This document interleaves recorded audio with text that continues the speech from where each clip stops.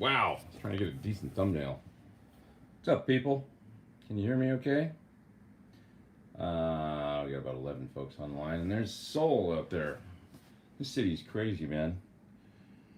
Big city that I haven't even been able to really get out in much yet because I just got here yesterday. All right. I'll show you around. You need to see my face. It's like there's a great big park over there somewhere. And it's a nice day here. It was pouring rain yesterday. That was the other thing. I couldn't really go out yesterday because it was pretty miserable out. But what's happening, people? What's up, all? Says Chris Cam. And we got Joshua Jones in the house. And Scotland, Washington. What's up? Boston. Surf Beats here. Ben's here. Sorry, it's a few minutes late, guys. Just getting back from breakfast and getting my scene squared away here, and then it took me forever to try and take a thumbnail. What am I doing in Korea? I've got a clinic tonight at Music Force, which is the big Sir dealer here. So I'm on an Asia clinic tour right now. Done one in Tokyo and spent a lot of time in Japan just because I love it there. So I spent a couple days off there and was just kind of chilling, hanging out and stuff. And then I ended up going down to Hiroshima and sitting in with Tyoshi Negabuchi, who's doing a tour right now. It was the artist that I play with in Japan. He's got a tour right now that he's doing for promotion of a film. So they play the film. It's like a theater tour, and they play the, like 2,500 seater kind of soft seater theaters.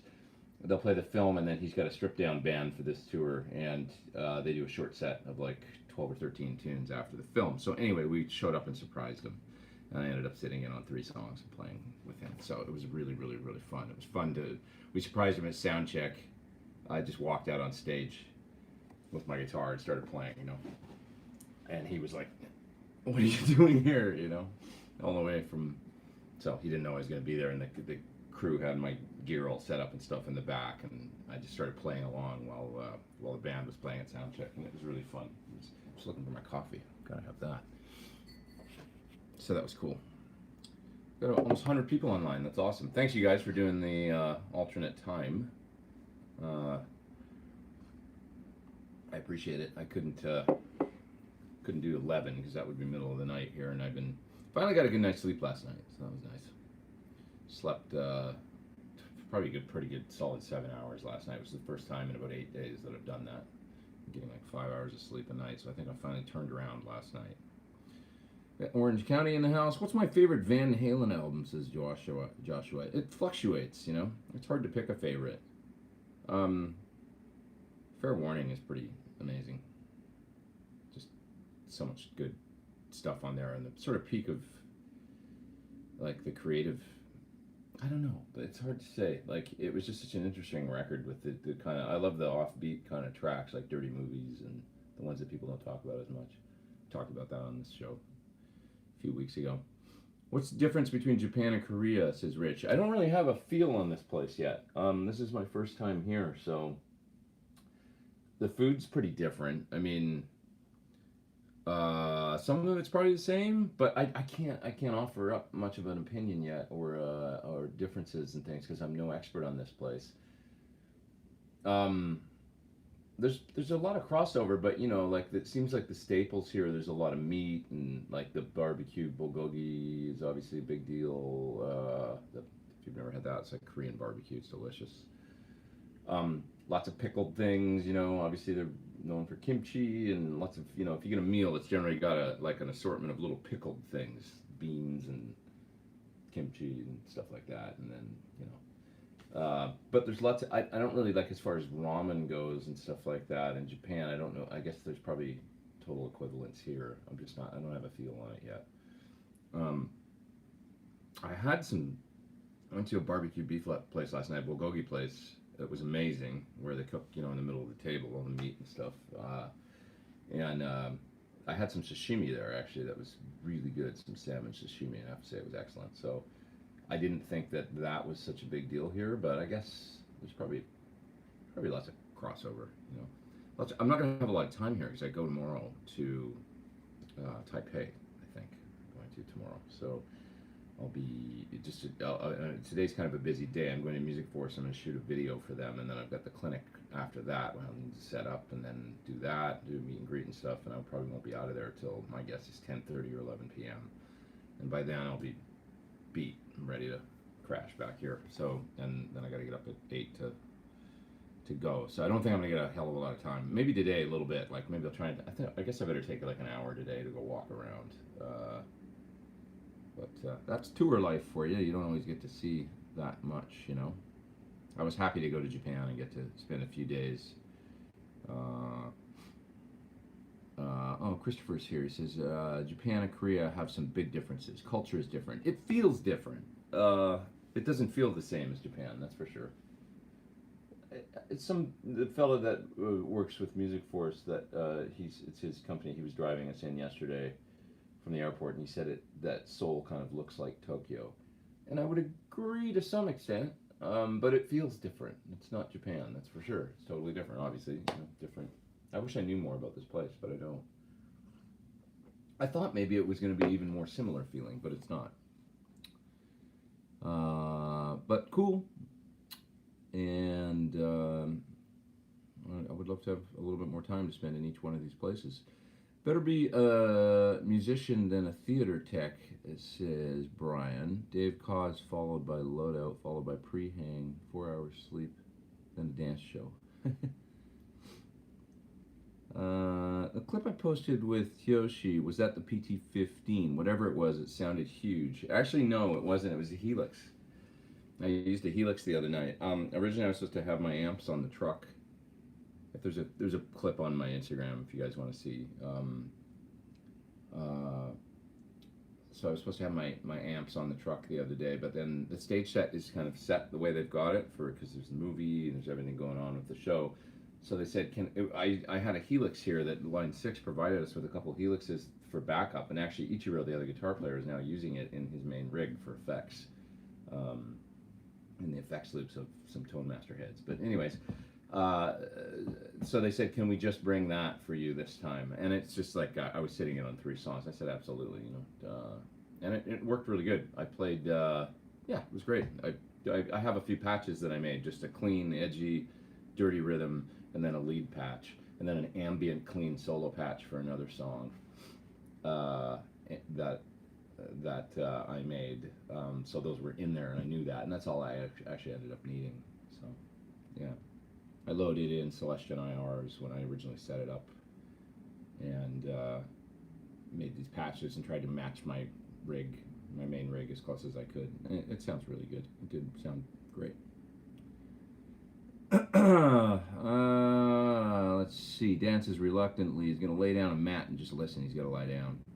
Back needs to chillax. I get that, dude. My back's been thrashed. I actually got a little massage the other night after the show where I got to sit in. There was a massage therapist there, and she was like this, you know, like 4.5 feet tall, and didn't look like she had like a ton of power. And man, did she ever! She just thrashed me. It was great though. It was awesome. I was very thankful because I needed it. Probably half an hour. I got, whoa! I didn't expect that to happen. It was just necessary. Somebody says they're not wearing pants. Michael J's got his tickets for Canberra. I wish I knew how to pronounce that. That's Australia, the clinic I'm doing down there. Looking forward to it. Christopher says, unfortunately, Kitty Pop has killed the rock scene, but check out some K-rock bands. Batu, Red Dot, The Sound, a bunch of different bands. It's all really underground. I'd love to hear that, actually. That's good information. I'm gonna do, in my video today, is gonna be kind of rock oriented that I'm doing there. They played me some of the videos that they make at Music Force, and I know the whole neo soul thing is really big and everything right now, but I don't really do that. So I've got an idea of what I'm gonna do, and when I get over there and stuff, and I'm gonna track a video for them. So, and it's gonna be some dirty stuff, some dirty rock and roll. So maybe no one will watch it here. Who knows if K-pop was killed? But things go in cycles, right? How did your second solo release do so far? Good. It's it's hard to gauge because I don't look at, like, the other day. It's funny. I was talking about Spotify and saying that I don't look at the streams, and I was surprised when I looked at how many streams there is. Like, I don't know. I don't ever look at it to know, because that's how people judge things these days, right? But it continues to sell. I mean, the CDs still sell, which is crazy. I go to I sell on CD Baby CDs every week, and I'm always repackaging them and sending them off to there. And then at the clinic the other night in Japan, so I did a clinic in Tokyo this week, which was really great. It was a lot of fun, a lot of great questions, super nice people. And I sold 36 CDs, which is a lot for, if you're doing a clinic for 100 people and you sell to, 36% of the people there, that was incredible, I thought. So generally the average is, if I've got a clinic with 50 to 100 people, I might sell anywhere from 10 to 25 or something, but I did 36 the other night, so that was really nice that folks wanted that. So it's good. People still supporting independent music, and it's great. It's time to do another one. But I think I might, if I do another record, I think what I'm going to do is, I've had this plan for a long time, and it's not revolutionary or anything. People are doing it, but I want to record a single every month and put it out, and then at the end, maybe package it as an album with, so at the end of 10 months, with a bonus track, like track 11 or something, or maybe do 9, and then, I don't know, something like that, where one comes out once a month, maybe bundled with maybe I do a video on YouTube or something for the new song every month as they come out, and then at the end I bundle it together as 10-song album, but with a bonus 11th track or something that nobody's heard yet, and then that gets sold as a CD and all that stuff. I can't believe it. People, like I say, they still buy them. So I wasn't even going to do a CD for Pete Thorn 2.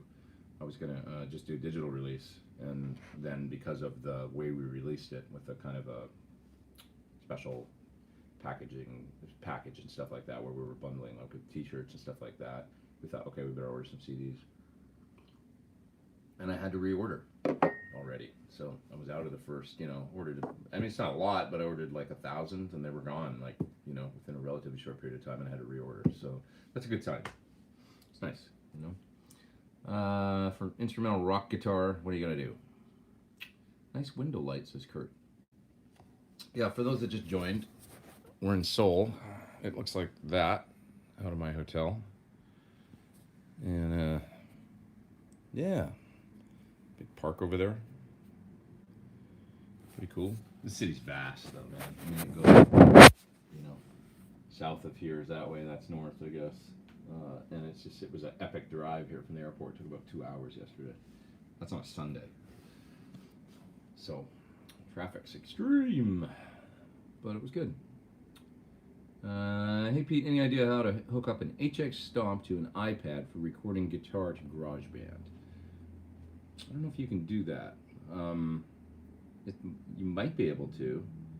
It's got a USB out on it but I'm reluctant to. Does the HX Stomp work as an interface? First of all, I guess it probably does at 2448. But doesn't GarageBand only record to 2444.1? I don't think you can use it to do GarageBand, because I think GarageBand is fixed at 24-bit 44.1, and Helix as an interface. All the Helixes I have anyway, unless something's changed, they're all 48K fixed digital out. So right there, I think you'd have a problem. Pete's a soul man today. Yes, I am. It's true. Let me know if anybody's got any insight on that. If anybody else says, otherwise, then they probably know better than me, but I'm pretty sure it's... You use the Sir fret protector every time you transport. Dude, you know what? That's coming from Stephen Douglas. I've got a nick in the fret on my red Sir. And it sucks, because you should use the fret protector. It's right... Can you hear that? There's a nick right there. I don't know if you're coming through or not, but it's in the 16th fret, I think. And every time I bend over it, it's driving me crazy. And that's what they give you that fret protector for. I'm so lazy about using it. So anyway, I got to take it in when I get back, have them polish that out. But what happens is the guitar in the case, if it gets thrown at all or lands on its face, boom, like that, the uh, string, especially the E string and the B string, can get pushed really hard into the frets, and they will take a nick out of even though stainless steel. I don't really understand why a softer material will nick something like hard stainless steel, but it happens, and then you get this little pit there, and it's a nightmare. It's not a nightmare, but it's every time you bend, you feel as you go across it. It sucks. So use the fret protector if you've got a Sur. Yeah. John's gonna scold you, says Chris. Yeah. It's true. I already told him. I was actually going to ask the Music Force today if maybe they had something they could, maybe they've got it, because it's supposed to be like a crazy dealer with, they've got something like 200 Surs in stock or something. I would imagine they've got a repair department. Maybe somebody can rub a block with some thousand grit across it or something, a little bit of steel wool, and fix it up for me. It's just a light nick. So, any clinics in Detroit or surrounding area, says David? Not that I know of. If you get an interface for, but that could change. Just not sure there, David. They're always booking more stuff. So, Dan says if you got an interface for the iPad, you could do it. This is talking about the HX Stomp and using it as an interface, but not the HX Stomp as the interface. Yeah, you would need something like a, they're not hard to find. IK Multimedia, Apogee, the Apogee Jam you could use, I guess, as well as the Apogee, one of the Apogee ones. Of course, there's Universal Audio. You could get I'm just thinking of the small ones. So there's the IK Multimedia, always has them, that have just a 1/4-inch jack, and that's it, specifically for guitar players. So if you want to do stereo, you'll have to get something a little bigger, I would think. Tell us about Groom Noodler, great song. What came first? Melody, chord progression? Where did the interlude at the 2-minute mark come from? How did I build the solo? I hadn't heard that song so long, and I listened to it the other day. It definitely started with the riff. I mean, I can't even probably remember the middle section at this point. I don't remember things very well. I have to sit down and learn it. It wouldn't take me that long, but the...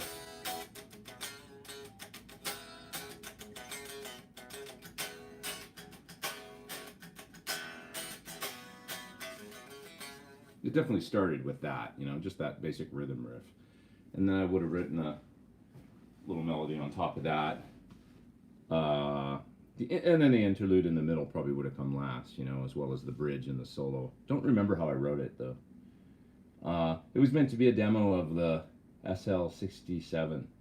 So I probably just started it like any other demo where I sat down and got a tone. I remember miking a 412 cab and trying to get a great sound, and I got a good sound, miking it up out in my live room and stuff. And then right before I started recording, I remember hooking up the reactive load and a own hammer impulse that I really liked, just to check and see if it was like, I'm just gonna check and see, and the own hammer impulse sounded better than my miking setup. So the reactive load, that was back when the reactive load didn't even exist as a product. I had a prototype of it. And I was like, shit. So I recorded using that. And so I do remember that. It was a long time ago. God, it was like probably 2014, something like that. 6-7 years ago. I'd have to go back. I've never played this. Oh, no, I did do it live. I did it at the Surf Factory party. I'd have to go back and revisit. I want to start getting a set together. So I'm going to have to go back and start off my records. Many times when the distributors and stuff will pick you up from the airport, which the fellow did yesterday from Music Force, they play your record in the car, which I think is always funny. You're driving, and they're like, "Oh, look what I've got," and they'll put it on, and it's funny. I wonder if promoters and things do that. It's endearing, It's like, but I wonder if promoters will do that for bands and things. If they're picking up a band from the airport or and they go, "Oh, hey," if it was a big rock star or something, would they put on their record or something when they're driving. But anyway, but I enjoy it because I hadn't actually listened to Guitar Nerd in a long time, so I was like, oh yeah, that part and he was asking me questions about it and stuff. It was nice. Have you ever played in Quebec City, says Mark. Yes. Last time would have been with Melissa Etheridge. I think we did Quebec City. I mean, I played there many times. I like Quebec City. It's a beautiful city.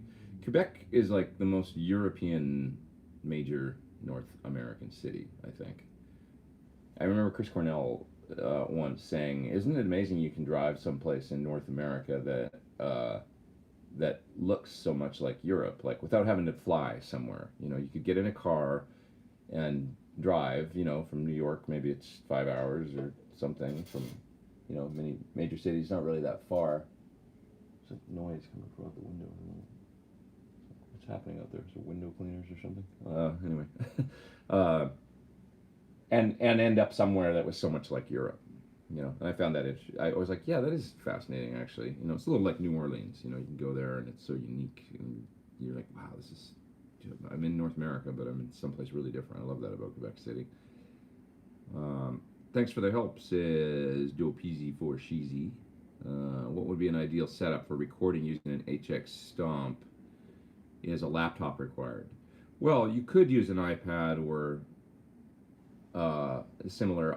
You know, I don't know that much about using iPads for recording. I've never done it, although I'm talking to you on one right now. But I've never used this thing for recording. Mine doesn't have a huge memory, but I guess it's basically you know, if you use GarageBand or something on it, it's basically a laptop. Just doesn't have a keyboard. I mean, I'm sure you could probably do it. It just seems like I would probably go laptop. You know, like MacBook Air or something at the minimum, and get an interface that works with that. I use a Mac Pro. My laptop is one of these. It's a 15-inch Mac Pro, and I did a bunch of Pete Thorn 2 on that. You know, I did a bunch of. You can see the corner there of it is dented where some TSA agent dropped it out of the. It still works, but got damaged. I dropped right out of the cart going through a security thing onto the floor with my iPad, I think. Too. It all went. And I remember like being in line at TSA and just like swearing really loud, you know, just like that's probably something like you got to be fucking serious or something, whatever I said. And then I thought I better chill out. I'm in TSA. I'm in security, but they were very apologetic actually. It didn't get damaged other than the dent. It works fine. Anyways, that's not interesting. It's a MacBook 15-inch a Pro 2015 model. Late 2015, right before they went to the new one where it's got the strip on it and all that with all the stuff. And I got the high-end video card in it, and so it's fast and it's all solid state, and it's probably last me for a while yet, at least another couple of years until they throttle it with software and make it so that it slows to a halt, and I need to buy a new one. So, anyways, that's the laptop I used. I would recommend a little MacBook. You know, MacBook Pro or something. You can get away with. It depends what you're doing. You know, I guess how many tracks you're doing and stuff. Somebody sent me $2 up in the top chat, but I don't know how to look at that actually. And I appreciate that. Thank you.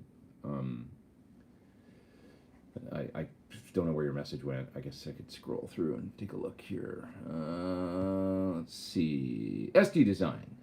Brit's new video is rocking good. Is that the Alice Cooper tune? Yeah, she did all the tracks for an Alice Cooper song. Drums, guitars, bass, and mixed it herself and stuff and put it out.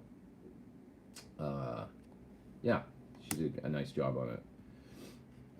She works really hard on those, and some guy left a mean comment on it, and it really bummed her out. And I was like, well, yeah, but there's 100 and whatever people that have watched it, and they all said they liked it and stuff. It's you know, it's par for the course. There's always going to be some grumbling, you know, mean person out there that says mean stuff. But anyway, if nobody's seen it, maybe go and do me a favor, go give it a watch and give her a thumbs up and a nice comment on it. It's on her Instagram as well as on her YouTube, I think. I'm not sure if she's put it on YouTube yet, but it's up on Instagram. She's talented, man. She's, you know, I can't play drums and guitar and bass on something, you know. I got no drum chops. Here's that guy right now. What's wrong with your eyeball? It's all wonky, eh? See? It happens all the time. Fucking people. What's wrong with your manners? They're all wonky, eh? Oh, God. Let's not even go there. I was born that way, just like you were born an asshole. Or with one, anyway. Actually, you probably weren't born an asshole. It's probably drilled into your brain by your mean father or something, or whatever happened to you. I don't know. But doesn't mean you can't break out of that vicious cycle and develop some manners and learn how to function properly. Responsibility's on you. You're a grown-up now. Nobody wants to hear your sob story. Okay, I'll listen to your sob story, but nobody wants to entertain your bullying. David, and I will bully you back. David says, hey Pete, thinking about buying a new interface, thinking the new Apollo Twin X or Aero, and struggling with choices. Also been thinking about the IK Axe in-out. Any advice? Well, I'm an Apollo guy, and I love them. I'm mainly Apogee and UA. Those are the main ones that I've got experience with. So I highly recommend those. The IK stuff I'm not that familiar with, but I just did recommend. I know they have a good guitar sort of, like simple, like traveling quarter-inch interface that you can plug into. I've never tried any of the other ones. Britt uses a Focusrite. It's pretty cool. It's like I don't know if it's a Sapphire or what it is, but it's I prefer, to be honest, the UA stuff is the most elegant for me, personally. Apogee's nice too. I just used an Apogee interface for something when I was over at Bob Clear Mountains doing this video that'll be out soon. I used a Duet, and it worked really well, and I'm familiar with using their stuff for years, and they have great converters. They're known for the converters. It sounds great, so I would look at, you can't go wrong with, you're going to get the UA, and then you're just going to start making music, and you're going to be like, this is awesome, and you're not going to have any problems. You're not going to think about it anymore. That's what I think. So what if you have a laptop but it doesn't have a digital audio input? Well, you use that's Craig Flowers. That's what the interface is for, Craig. So you got to get a good interface, and you hook it up either by Thunderbolt or USB, and then you plug your stuff into the interface, and then it converts it to digital. So this is what David's asking about.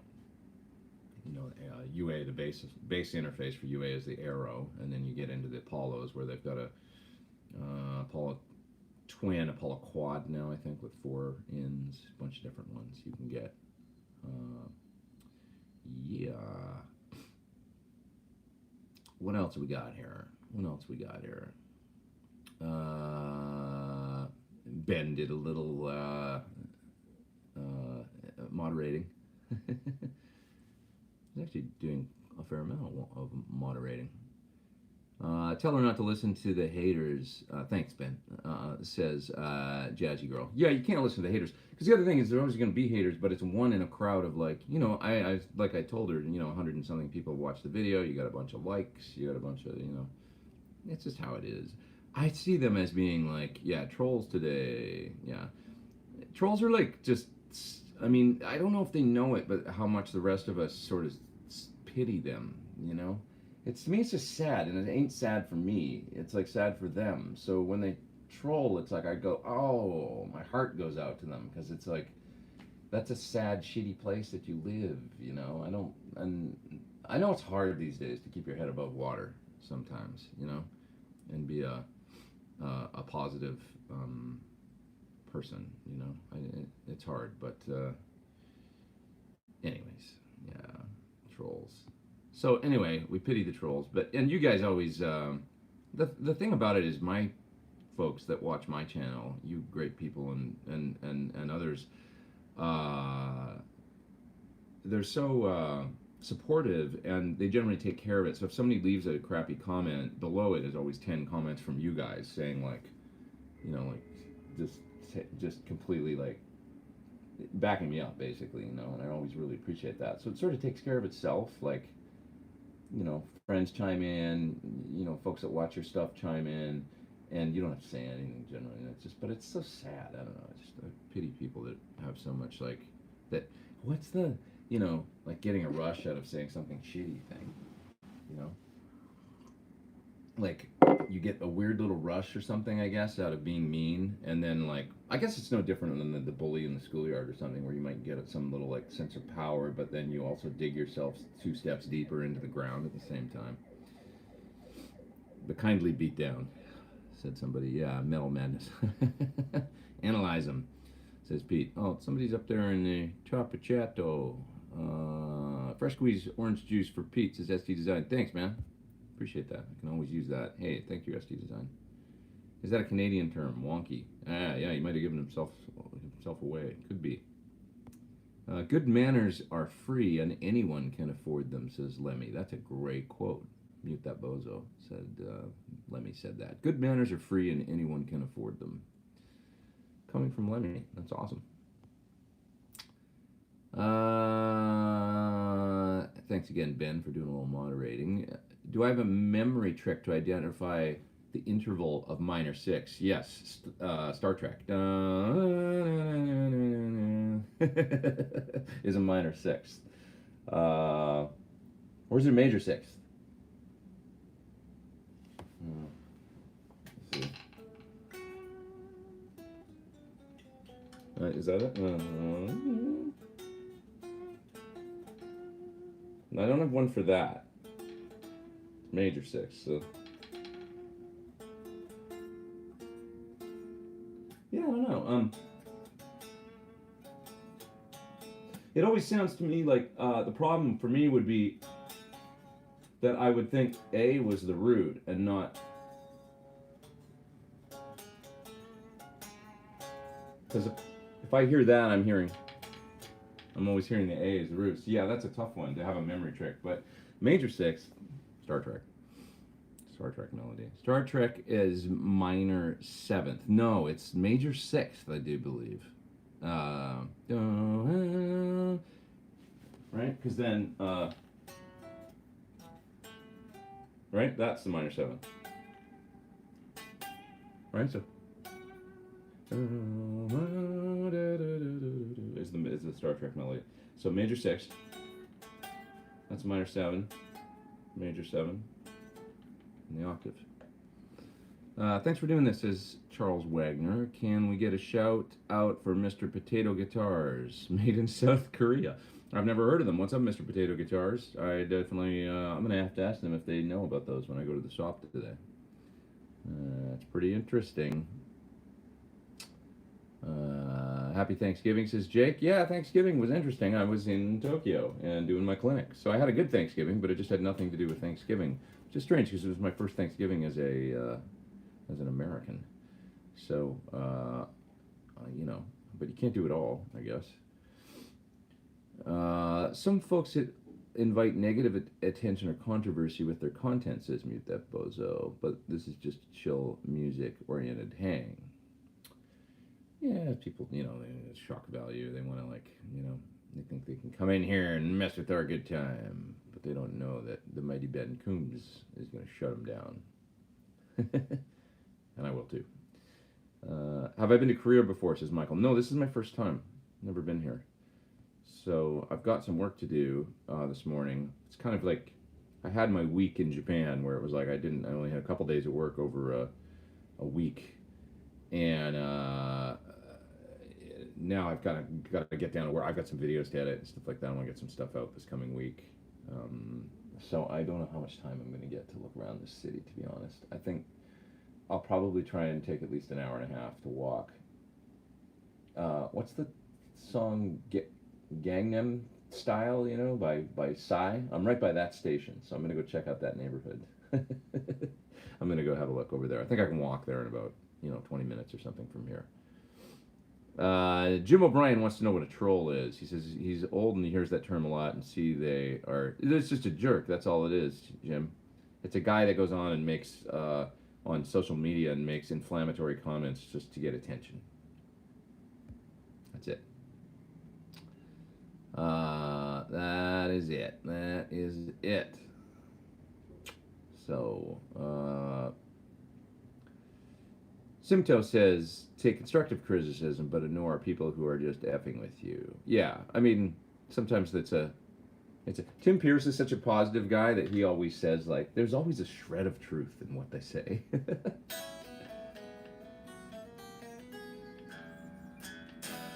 And it's kind of true, There's always a shred of truth, but it doesn't mean it's not mean. For example, I do have a wonky eye.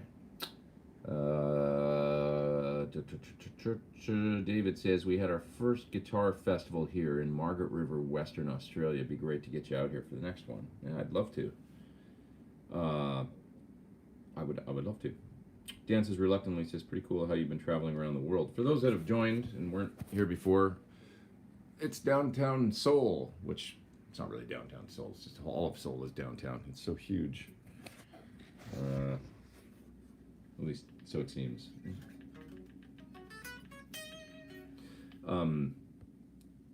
Yeah, pretty cool. It is pretty cool how I've been getting to travel around. It's awesome.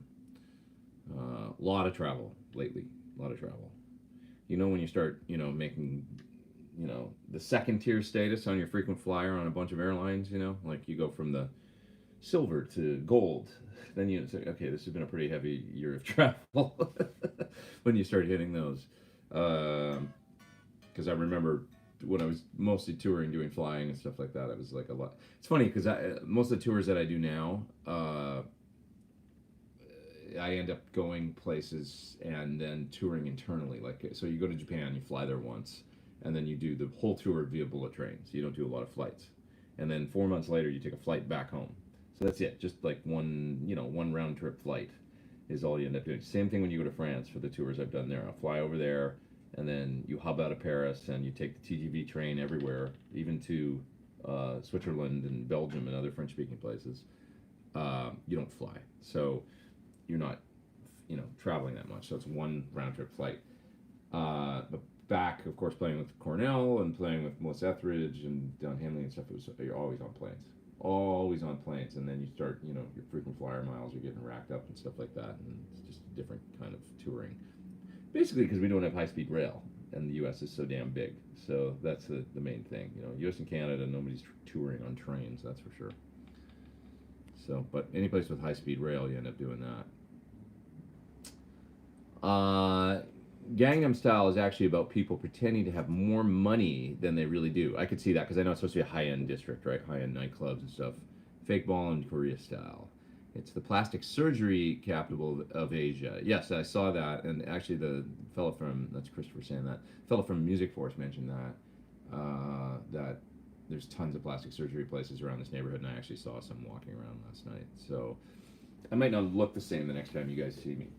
I might look like a, I don't know, a very, attractive Korean woman. You don't know. I could have a whole new look if I go in one of those places and just find myself in there. No, I'm kidding. Kidding! But this neighborhood is packed with them. I have a wonky belly, says Adam. Check out Britt Bowman channel, says SD Design. She's rocking good. Yeah, go give her a follow on both Instagram and the YouTubes. She would appreciate it. Jake Cat says, is it normal when you do a wet and dry rig and strum power chord with distortion and the wet side you can hear clean chord? No. It sounds like you're somehow bypassing your preamp of your amp and it's getting passed right through to the wet signal. I don't know how that would be happening, but that's what's happening. Is you're not somehow you're you know what I'm saying? So the way to do wet dry wet is basically like you got to take the speaker output of your amp and take a tap off of that line level tap off that speaker level out. So speaker level out has to pass through to a load of some sort, either the speaker out on your amp. It's either going to go to the cabinet, dry center cabinet, or it's going to go to something like a reactive load. With the reactive load, you'll have a line out that you could take a tap off of, or you could use something like a line out box, like Sir's line out, that goes in between, and you pass the sound through to the speaker, and then it just takes a tap off of that, sends out to the effects. So you must be doing something in a way. Tell us how you're patching it, Jake, and maybe I can help a bit more with what's happening. John says I should take a Sir full stack to the border of North Korea and play a little shred guitar for them. I don't want to get shot, so I'm not going to go there. But yeah, a little guitar clinic at the DMZ. That'd be cool. I'm close. I think it's like 30 miles from here, something like that. Pop up to Pyongyang and show them some licks. I don't think that's a good idea. I'd be one of those people that ends up in a camp for trying to subvert the government. Rich says he apologized if I already talked about it. What kind of gear are there local people using in the countries you visit? Well, I gotta get my charger, guys. Cut off soon here if I don't. In Japan, you have an incredible assortment of gear. Really huge assortment of gear, and some of it that you can't get in the U.S. even. You know, we were talking about, for instance, like Bacchus guitars is kind of a mid-level line that makes high-quality guitars in Japan. Okay, that should take care of that, hopefully. I think it's charging. So Bacchus guitars. What else?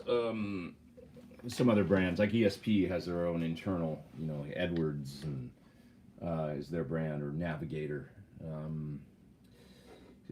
Of course, Tokai is huge.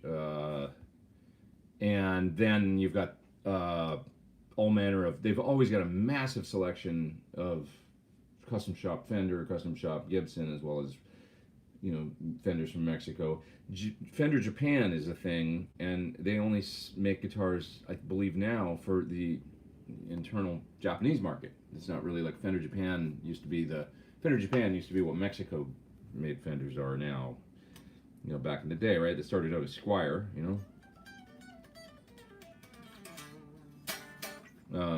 And then they became, you know, Fender Japan by the probably late 80s, I guess, you know. But then, of course, Fender started making guitars all over the place, you know, in Mexico and then in China and all kinds of stuff now. So now Fender Japan is just, they only make guitars for, and I believe Fender Japan might be Fujigen, but I might have that wrong, which is a big factory that makes, they're like a kind of a contract manufacturer, but they make their own guitars too.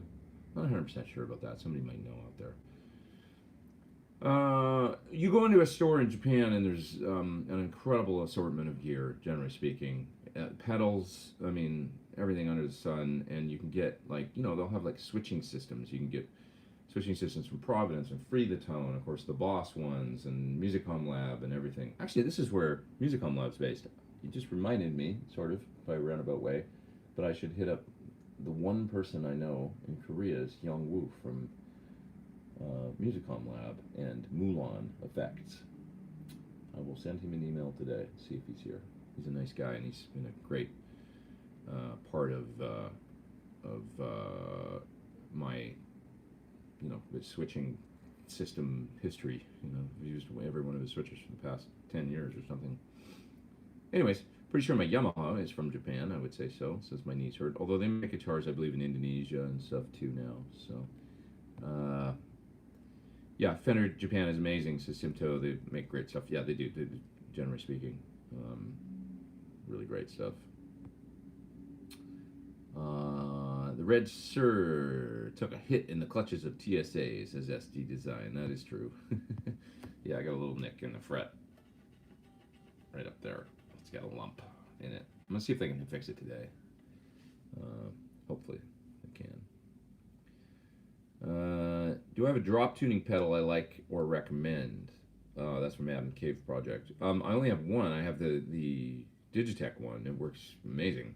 I can't remember what it's called, but I have one, and I've only used it a couple times. It's pretty killer, pretty awesome. So check out that one. A from Nashville, says Dennis. He says he's got an '85 Fender Japan that he bought new and still love. Yeah, it's good stuff. Good stuff. And Mr. Park is here in Korea. He says, I hope you enjoy your time and have a chance to see some of the local bands playing, not just K-pop groups. I wish I knew where to go or something. I would love to see if there was a rock band playing in a club here tonight. I would probably try and make it. The only thing is my clinic's not till 7 or 7:30, I think, which means I'm going to be there till 10:30. I know that. And maybe 11. And then we'll be starving and we'll have to go eat something.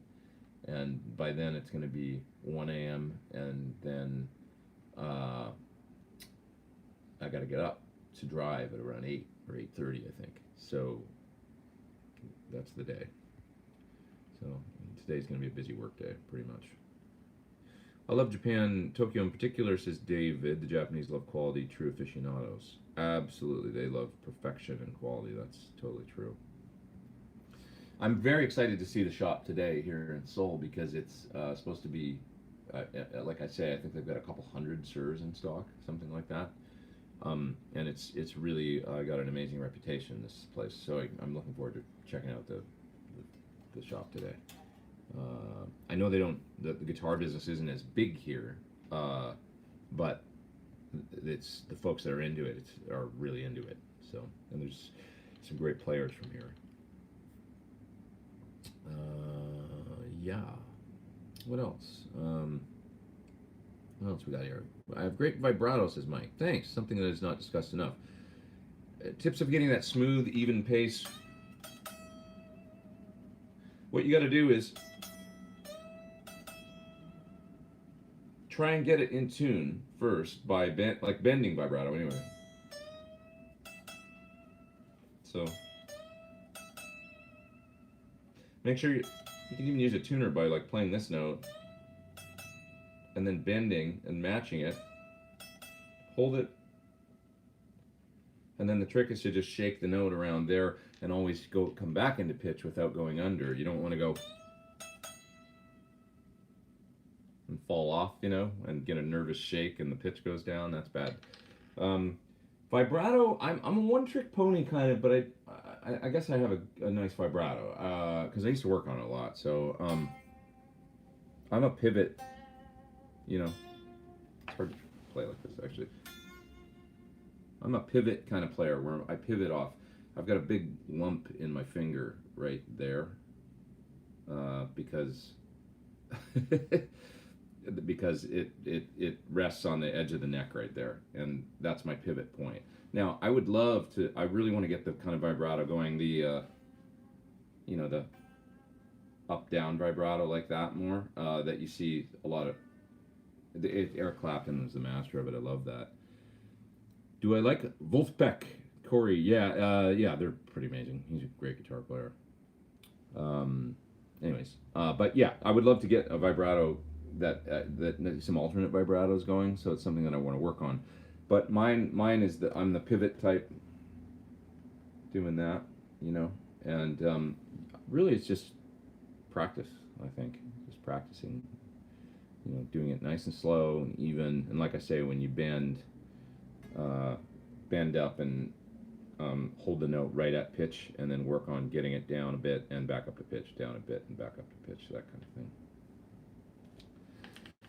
Adam Cave Project says, thanks for answering my question. He's up in the top chat. Thanks, man. Thanks for doing that. I appreciate it. He says, appreciate you taking time with everyone.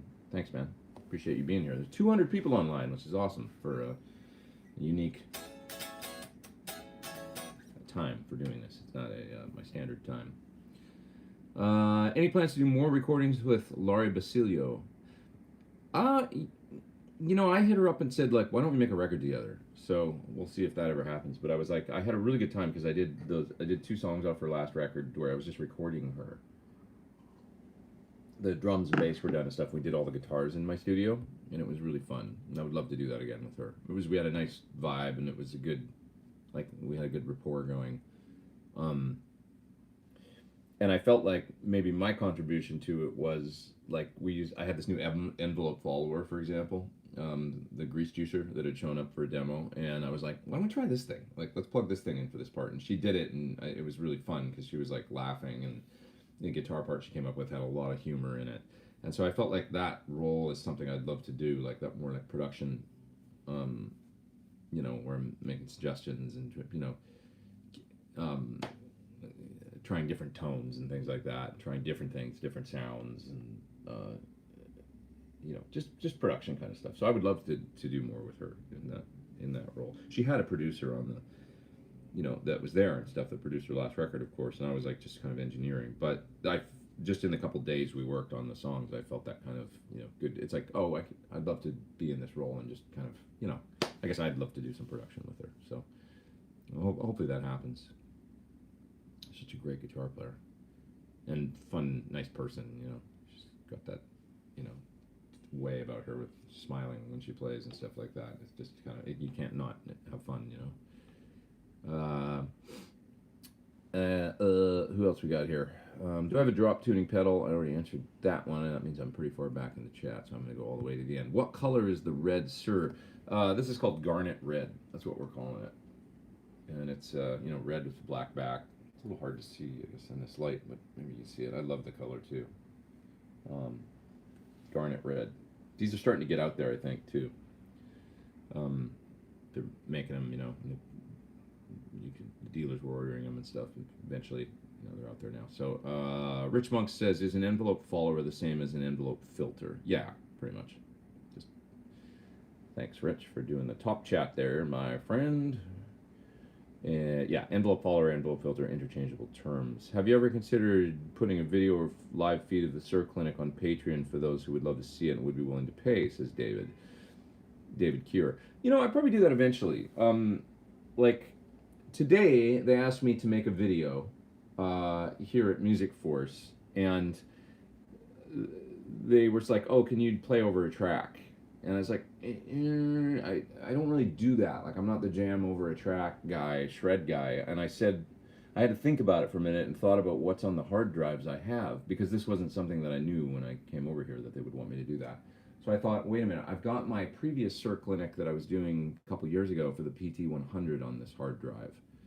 So I thought, okay, I'm not really doing that clinic anymore. For those that saw me do it at Cosmo Music in Toronto, or, you know, in Edmonton or Calgary, or some of the different cities that I did it in. I did it in a few places in the U.S. as well as I did it in Europe and stuff, I guess, too, Peach Guitars. But anyway, I thought, I'm not using that song for anything anymore. That's kind of cooked. So I'm gonna do it today, I think, for the video for what they want me to do today. And I'll cut each individual part and set up a tone for each part and do it like I'm tracking a session, cut it live. And then I'll bounce out the mix, give them a mix of all of that, and then I'll also bounce out the individual tracks so that they can then mix it into a video, much like kind of like my demo videos. I said, let's do that. That's really what I do, rather than sit there and try and shred over a track. I'll cut each individual part, we'll detail each sound. You can put it in a, you know, text on the screen. Here he's playing the PT15 on whatever. You can show the channel settings and all that. So I might do that with this clinic that I'm doing now eventually, and maybe put it on Patreon. I don't see why not, something like that. It's a good idea, actually. I just don't want to do it while I'm doing the clinic, because it'll get out there, I figure, and it's like, then I don't think as many people will want to come to the clinics. But your idea is good, I think, and there's probably a way to make it work. What's the best Sir single coils for neck and middle that match with the Thornbucker and the bridge? I use V60 LPs. I think the V63 is really nice as well. That's the old Landau Classic, and I have that in one of my guitars, and I really like that pickup, at least in the neck position. I have one. So, how many signature PT Sirs have been sold this far? I don't know, a lot. I'm not sure, actually, a total. It's hundreds, though. Yeah, I'm just not exactly sure. It's not thousands, but it's hundreds. Maybe like, I really don't know. A few hundred, maybe, you know, something like that. Maybe 300-400, something like that, since it was released. Black Country Blue says, all my guitar solos were humorous. There were people rolling over everywhere. Cosmo Clinic was great, says Brett Holman. Thank you. Thanks, man. You were there. Yeah, what else we got here? Kudos to an Edmonton boy, says Brian. You are too. That's awesome. What up, homie? For your hard work and success. Love your relaxed style and persona. Thank you. Thanks, man. How about Neural DSP Pete Thorn plugin? I don't know what's with Neural DSP. I don't know that much about that company, to tell you the truth. Why that company in particular? I guess would be my only question. I should check them out, I guess, and then maybe it'll be self-explanatory. I have a signature plugin with Brainworks and Universal Audio, of course, the PT100 plugin. Have you thought about doing 2 clinics in a row at one place, say 2 consecutive evenings? It seems like your clinics are selling out in the U.S. and there's more demand than supply, says Daniel. I'm doing 2 in Indonesia. different locations, I think. But yeah, I haven't done that. I honestly, it's like probably more efficient. I mean, yeah, I guess I could do it that way if it was held in a music store and they just like today. Actually, they said they don't quite have. It's going to be a capacity of 50 because they don't have enough space, and they said, we could get more people. More people wanted to come, but we limited it to 50. I was like, that would be a good time. You're right to maybe have been here tomorrow too to do a second one. But you make a good point. I guess what happens is, at least so far, is we book these things not that far out. So like this tour really got finalized like a month ago, and when you do that, you then end up, of course, scrambling, making all the flight travel plans and everything like that just to get things done. And then something like, oh, we could add an extra night. And there's no way to do that because we got to move on to the next town. So if we did it a little more planned out a little bit better in advance, so that might be something I talked to them about for doing it next year. Maybe we can plan them a little more in advance, and then we'll have more time to do things. Maybe build in that time where it'd be like, we think the anticipation is that there might be room for 2 of these things, then we can make plans, that sort of thing. Am I doing any dates in Melbourne, says Russell? I'm not. It's just this one in Canberra, and I'll be hanging in Sydney for a day just to chill and stuff, but just the one clinic, yeah, for now. So I wish there was more because I'm coming all the way down there, but that's the dealer that wanted it, and they've been very excited about doing it, so I'm happy to go there and stuff. But yeah, it'd be great if we were doing one in Melbourne, and I'd love to go to Adelaide again, and even Perth. It was fantastic. It's all the way across the country, but I love that town, actually. Perth is great. SD Design says, have you ever met the Smashing Pumpkins? Yeah, I know, actually, quite a few Smashing Pumpkins. All of them. I've never met James. But everybody else in the band, Billy, I made a record with Billy. We did a Courtney Love album together that was never released, but I hung out with him for a couple months, and we were just 2 guitar players in the same band basically for that album project anyway. Yeah, Jeff is a friend from LA as well, so for quite a while, and he was here actually. I think he is here now. He said he's leaving today, though. I think he was here doing something else, not Pumpkins, like playing with another band. So he had a show maybe last night or something. Anyways, see you in Bangkok, says Jim. I will see you there. I will. I'm excited about that. Looking to change the pickups in my telly, says Jim. What do I suggest? Sir's got some great new stuff. Although I don't know the models of their telly pickups that well, the names, so you would have to inquire. They've got a new neck pickup that's clearer than the old one. I always liked the pickup that was kind of broadcaster style, like pretty hot pickup that was in my Sir T that I haven't actually used that much in a long time, but it was a great sounding pickup. Other than that, in my telly I have the oh God, why am I forget? Ron Evans pickups, which are awesome. In my 66, I've got his 50-60 set in my 66 telly, and they're great, just killer.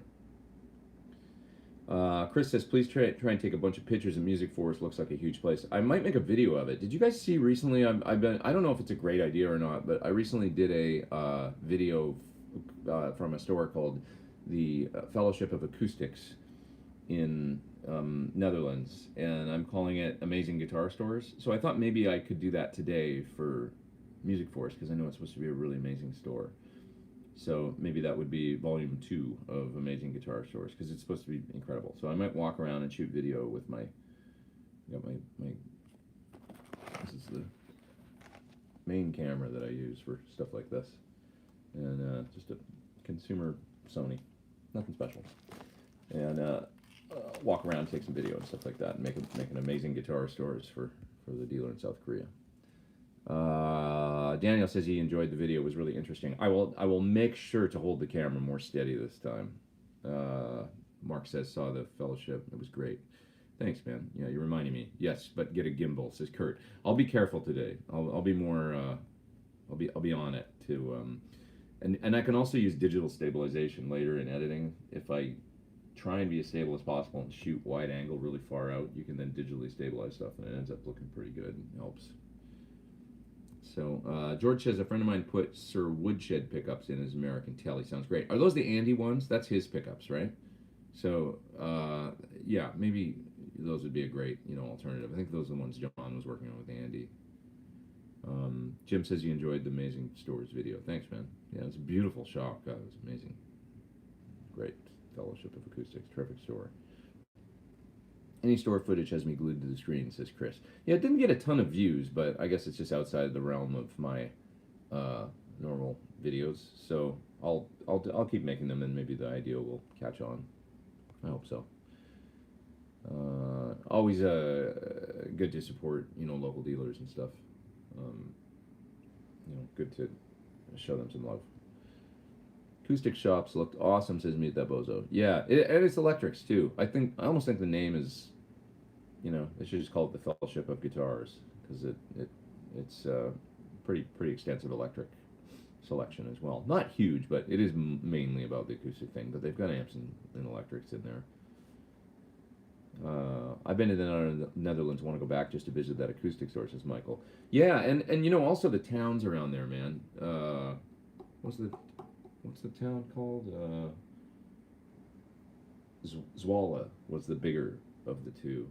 That was just a few train stops away from where Fellowship is. And the smaller town I stayed in, I can't remember the name of. But Zwolle was a really beautiful small city. So I've only really hung out in Amsterdam a lot, and I really enjoyed going there and seeing some other places outside of Amsterdam, which is, they're a little more quintessentially Dutch without, Amsterdam's amazing, but it's kind of an international city at this point, really, So, yeah. Okay. Low view count may have more to do with the fact that it's not your usual content, says Mark. Yeah, I think so. I think it would be great to widen your content and thus your appeal. I agree, Mark. I do. Trying to do that. And trying to hopefully do more, more of those So You Want to Be a Pro Musician videos, would be probably good too, I would think. By the same token. Because those were an attempt to widen my appeal. I'll make videos that drummers could watch or whatever, Love the drummers. Can I talk a little about the Sir Reactive Load, says J.G. Hill. Well, it was essentially created to accurately recreate the load of a greenback loaded 412 cabinet. So the amp thinks and sounds like it's plugged into it responds like it's plugged into a real speaker cabinet, particularly that one, because the impedance curve always changes depending on what cabinet and speaker you're plugging into. So you got to pick one when you make a reactive load, really, to do it accurately. So that's it. And then of course 16 slots for IRs, so you can load your speaker simulations in there and take a line out, record with it, or go use it live. You guys are talking about Dishwalla and Toad the Wet Sprocket, all these California bands. It's interesting. What about Dada? Anybody remember them? How great that guitar player was in Dada, remember? Next video, So You Want to Be a Pro Musician, Don't Be a Troll.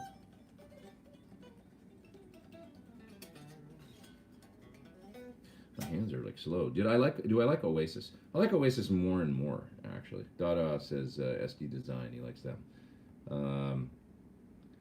Did I like Oasis? Yeah, and I like Noel and Liam, actually, their solo stuff a lot. So I think Noel gets more and more interesting. And I think Liam's doing pretty good, too. I saw him live twice in the last couple months, because I saw him with The Who.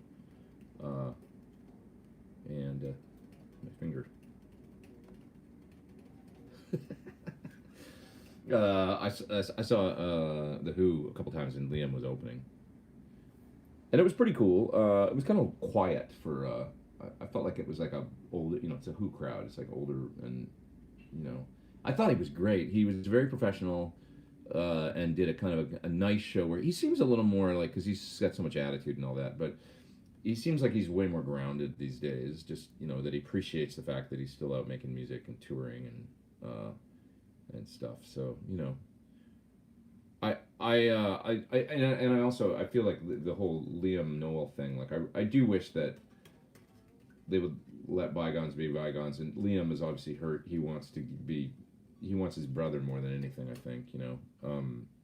And it would be not, and it'll probably happen. You know, those guys they'll get back together eventually and have Christmas dinner or something. I don't know. And then they'll probably throw the turkey at one another or something. But it would be nice, not even if they got back together to play music, but just if they were had a relationship. I think not that, you know. I don't know. It seems like Liam wants that, but Noel doesn't want to have anything to do with him, which is sad, just from a family. I guess I remember people like that in my own family, and it's always a drag when you've got one person in the family that's like, nope, don't want to not going to Christmas dinner because screw that. If he's going to be there, I'm not going to be there. And it ends up screwing everyone else in the family, and it's kind of selfish, you know. It's like, hey, if the other person's willing to make amends and you can, you know, it's such a selfish thing, right? To, you know, what about their mom? You know, she doesn't ever get to hang with the two of them together. You know, it's like it's a drag. I don't know. Think outside of your own. I don't know. It's just kind of shitty. But I really like Noel, and I love his music.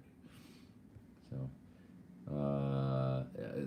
I really love the Chasing Yesterday. Was that the name of the album that came out in 2014? The song the right stuff. That's my favorite song by him. It's so cool. It's such a great vibe with the. You know, there's a female singer on the track with him, and they're doubling one another, and it sounds incredible. And it's such a cool, groovy, just moody track. I was hearing it in my head right now. Black Crowes got back together for a tour, so you never know about Oasis. Yeah, isn't there somebody not in the band though that's kind of integral to the whole sound? Integral to the whole sound. I heard. I was never like a massive Black Crowes fan, although I like them, but. Yeah. Do guitar picks affect your tone? What kind do you prefer? Says Daniel. Yeah, I just did it. Actually, if you check out my Premier Guitar article that came out a month or two ago, I think it was 2 months ago. It was all about, you know, picks and tone and how it's an easy way to change up your sound and attack. So yeah, definitely the effect. What advice would I have for a hobby player late in life, 2 years in, looking for motivation and direction? Torn between acoustic and electric. I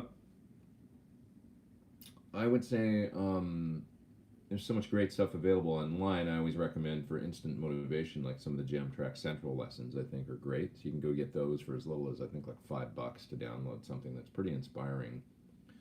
And of course, for $5, it's not like a super extensive lesson or course, but that can be a good thing because it doesn't feel overwhelming. Sometimes I download some of these things from TrueFire and stuff, and then I never end up working on them because it feels like I'm tackling like I don't know, it's just discipline. That's all it is. But you know what I mean? Sometimes if you can get just a short, concise lesson, it's a better thing because it doesn't feel like overwhelming. But what else? Play with other people. Get a teacher. You know, if you're feeling like I need direction, you really need somebody to sit there with you and maybe isolate some things that they think they can help you with. And if you find a teacher that you find to be a great player and that's motivating, that can be a good thing. So probably some private lessons would be good at that point. No substitute for one-on-one sometimes, you know. Favorite pickups for a Strat guitar? I mean, some of the originals that I've heard in 60s Strats, you know. They're just the originals. That said, like an aftermarket, you know, the ones I use in my servers are the V60 LPs, and I also like the what was the ML Classic, I believe it's now called a V63. They make a whole bunch of different pickups, the V70s, you know, but they're a lot thinner and kind of less mids, more scooped, I should say, is what I mean by thinner, because they're not as hot. So I like the V63s and the V60 LPs. Yeah. Okay, I'm going to go to the end of the chat here. I've been on for about 70 minutes. I'll probably go to about an hour and 15 or an hour and 20. Go another 10 minutes or so today. And then I'm going to split, guys, because I got some work to do. And I also wouldn't mind getting a chance to walk around this town for a few minutes before I got to go to work. Because this will be my one chance to do it, I think. How was the Holly Henderson... How was the Holly Henderson article you were mentioned in go? Was it Guitar World? Yeah, so in this month's Guitar World, there's a pretty much full page thing with me and my old friend Holly Henderson. So check out Guitar World this month. They did a little feature on us, and in particular on her album. And she's got some new stuff coming out that's gonna blow away people that are fans for sure. She did a video with Focusrite because she's using their interfaces and stuff, and they went and shot it's like a really great live video in a beautiful place that it looks amazing, it sounds amazing. She did an acoustic, just one guitar and her voice version of this new song she's got, and it is great. I saw a rough cut of the video and it's terrific. I don't know when it's coming out, but it's super cool. So she's got some good stuff coming. She's been doing some work with some other artists, and she's been writing, working for some people doing top line, they call it, writing and making some money, finally playing music, and she's got a bright future. Bright future ahead of her. Charles says, good luck at the clinic tonight. Thank you, man. How about Fat 50 or Texas Special? I always like Texas Specials. That was JJ Music talking about single coils.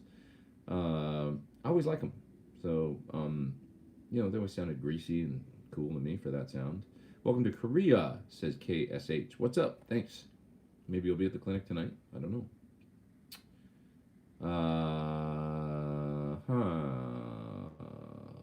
Stan says, awesome channel. Thanks, man. When I play a solo, how do you visualize the fretboard? Modes, intervals, patterns? I guess a little bit of both, or all. I try not to think about it too much, but I sort of dislike the fact that there's so many shapes on the guitar. Oh, I think my computer's charging. I might get cut off anyway, guys, but I don't know what's going on here with my, not sure why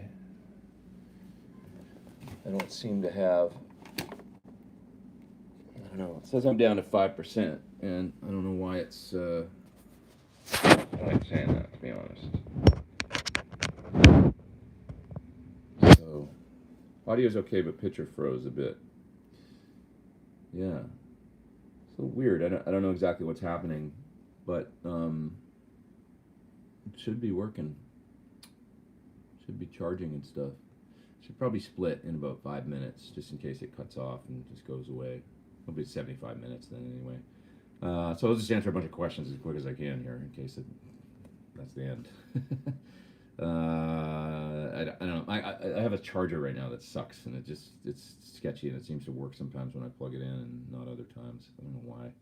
My other cable died and blah, blah, blah, blah. Things that happen on the road. JD Analog says he likes John Mayer Big Dipper pickups. Are they kind of scooped sounding? I wonder. He's always got great 2 and 4 positions with his, like the PRS, his signature model has great 2 and 4 positions. Nigel's watching right now, and he says, do you want my charger? It's okay, man. I think it's all right. I should go anyway in a couple minutes. Get some work done. Time to go walk around Seoul. I agree, Daniel. Maybe it's a sign. But thank you, Nigel. He's in the next room. Steven says, sorry if you mentioned it, but how did the Tyoshi, you said Yoshi, but I think you mean Tyoshi cameo come about a few days ago? What was my rig? I used a Helix in my red guitar here. And it was a Helix that I use for backup with him, and they keep it here in Japan. And it came about, he's doing a tour right now where they play a movie that he's in, a new movie, before a short set by a stripped-down band, his like core stripped-down band.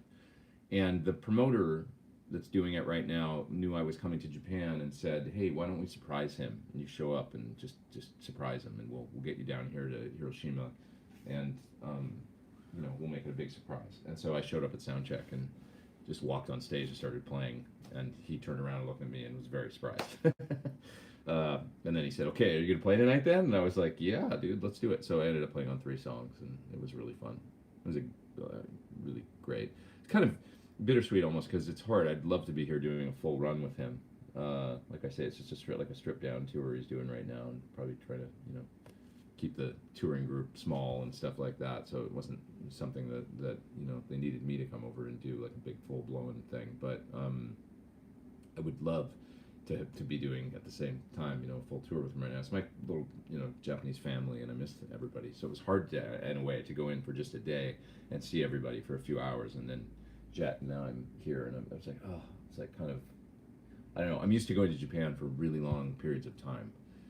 So, you know, and I get to live in it for a minute and really get in it, you know.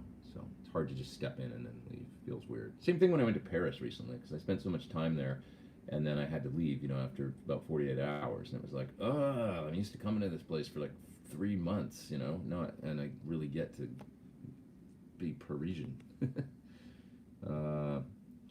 Yeah, mids way down. They are Texas specials with the mids cut, says JD Analog. That's the Big Dipper pickups, I guess. If the video cuts off, I'm really sorry. I can't tell if my iPad's charging or not, so I assume it will be soon. How do you learn to play what you hear? You just have to practice it. Sing a melody in your head and then find the notes on the neck and get better at it, you know? I think there's no substitute for the 10,000 hours thing. It's just playing a lot of guitar and combining that knowledge of, you know, it's like ear training, you know, like, you know, you hear a chord, you know what it is, and then you can play that chord in the neck, or, you know, it's putting intervals together, you know, knowing like, maybe that Tom Quayle video I did where he talks about like minor thirds all over the neck, you know, wherever you play, you know, that thing, check out that video that I did with Tom Quayle. Not just minor thirds, but any interval, he talks about it. How to break down, you know, simple. Yeah, just gonna go faster here in case it cuts off. Let's see. Guitar with Paul G said, I wanted to apologize for the previous comment. Nothing but respect to you. I didn't see it. Sorry, Paul. So, nothing to apologize for because I never saw it. Sorry, man. It goes by so fast, the chat, that I just didn't catch it. And sometimes I miss things. Superior Drummer 3 versus Get Good Drums, your take. I enjoyed Get Good Drums. I only used it once for something. I thought it was pretty good. Superior Drummer is the main thing that I've been using, though, and I'm just more comfortable with it. So, can't use everything because, you know, it's always a learning curve with every new piece of software. I was having an issue with Get Good Drums with the library and getting it, like, I remember, maybe they've got all that sorted out right now, but it was a little bit of a challenge trying to figure it out and stuff, so I just did one thing with it. I'm taking lessons right now for ear training. It's so hard, says my knees hurt. Get some good computer programs or something, or like apps or something. There's got to be some out there that play you like 2 notes, and then you need to recognize the interval and answer it correctly. I used to do that at MI, and after a couple months of sitting in the library at MI on the computer using their ear training programs, I could identify intervals going up above an octave and down below and all that. And, you know, it would play them either simultaneously like a dyad, or sometimes it would play chords, and I would have to you know, accurately name the chord and things. And just by doing it, you get it after a while. It starts to be, I don't know how to describe it, it starts to be like you see the color red and you know it's red, you know? You'd be like, oh, that's a, you know, major sixth or whatever, like we were talking about earlier. Q-Stick says, wondering if fan mail is still a thing. I get some strange fan mail sometimes. Generally, it's people asking for pics, and they'll include a self-stamped return envelope. And I don't really do that because I get creeped out when I get when somebody gets, you know, your address or whatever, and they send you something. It's just kind of strange. But anyways, yeah. Ian says it was much easier for me to figure out songs 20 years ago. I guess that's just our brains, you know. After time, it gets, maybe we could slow down a little bit, but it's good. I got a whole bunch to learn. I'm going to work on that a little bit today, learn some music for a tour coming up. Rick Beato has a new ear training program. Well, that'll be great because, you know, his son, have you guys seen Rick's son? He's got perfect pitch and he can just identify crazy, like, chord voicings, name them. It's incredible. So check out Rick's course. I'm sure it's probably really good. Look at that guitar neck. Freaking nice. It is nice, right? Look at that thing. It's smooth as silk. It's mahogany. It's painted, but it looks almost like carbon fiber, doesn't it?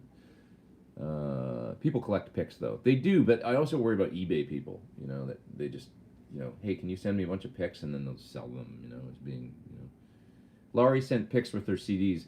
I include picks with my guitars sometimes. We did that for signature guitars. I like the idea of sending picks with the CDs though, because they're easy to just drop in the CD. So that is a good little thing. Like throw 5 picks in with every CD sold. Yeah, that's pretty cool. How do you figure out songs for a pro gig? I've got a whole video on